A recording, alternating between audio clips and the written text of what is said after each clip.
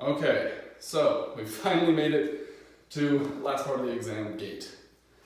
So we're going to start with Rhomberg, then have walking, toe walking, heel walking, hand up, and also sometimes you'll use sit to stand based exams. There's two main times that I'll use this. The get up and go test for patients that I think might have a movement disorder. Or proximal muscle weakness, especially of the hips. Yes, or proximal muscle weakness. And also especially with kids, testing for muscular atrophies. Which also comes back down to proximal muscle weakness. Which comes back to you're right.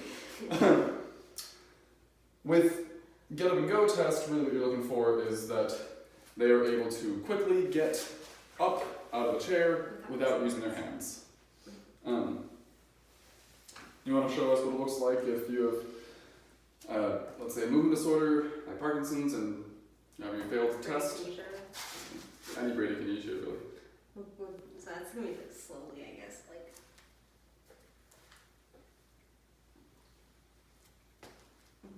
Next shot. Yeah. Alright. And then with kids, usually I'll kind of have them sit crisscross applesauce. Oftentimes I'll make a joke out of it. I'll sit on the floor with them and I'll say, we had such a long exam. Let's just sit on the floor. This isn't part of the exam, I just wanted to sit for a little bit. No, just kidding, it really is part of the exam. We're gonna have a test. We're gonna have a game. We're gonna see who can stand up fastest. On count of 3. 1, 2, 3.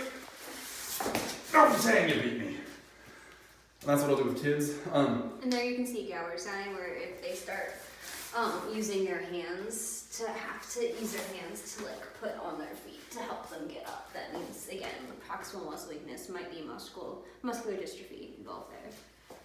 So yeah. Alright.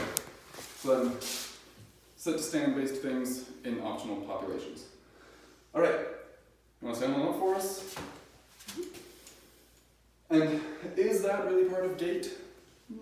No. It just but belongs there. Because I'll always have have them go from sitting to standing right before I'm going to have them walk around for gait. So I think of it as being part of that, even though it's technically not. Rhomberg also technically isn't. When I say gait, I really just mean anything that involves standing up. Okay, so with Rhomberg exam, you need to have their feet together. This is way too stable of a stance, and they're going to pass the exam no matter what you do. This is a lot harder. And you need to have them, first off, I like to show them that I'm going to catch them if they fall. And then I ask them to close their eyes, don't fall over.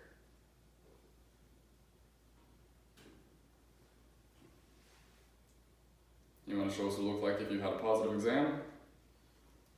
They're allowed to do a little bit of swaying, but if I have to catch them, they've just failed the exam. Okay, so you do that for, I think it's technically supposed to be about 30 seconds. Yeah.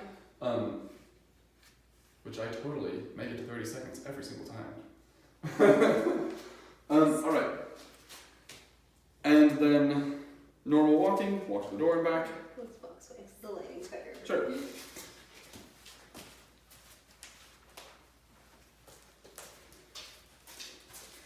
While they're doing walking, I am looking for a myriad of different things. I am looking to have full swing of the arms. I am looking to have a heel strike, roll through, and push off. I am trying to make sure they are not going to be off balance. If you can have the, let's say Parkinson's, they'll have less swinging of their arms, and they'll have shuffling movements. We have scissor gait, spasticity, yeah, there's all kinds of weird gaits, but they're fun. That could be a whole other lecture on gaits. Talk to a movement disorders specialist, and you'll get a lot of discussion about their gait. Okay, toe walk. Believe it or not, this isn't really testing their gait as much as the strength in their legs. So walk on their tiptoes, come back on their heels. Now we're testing their balance. And then tandem is walking one foot in front of the other. I'm testing balance again. With kids, I'll usually have a lot of fun with this one. I'll say like walk a tightrope, I'll sing a little carnival song. Walk like a penguin. Walk like a penguin for heels. You have a lot of fun with kids. Alright, and then once they are done with their tandem gait, you have completed your neurological exam. Yay, congrats.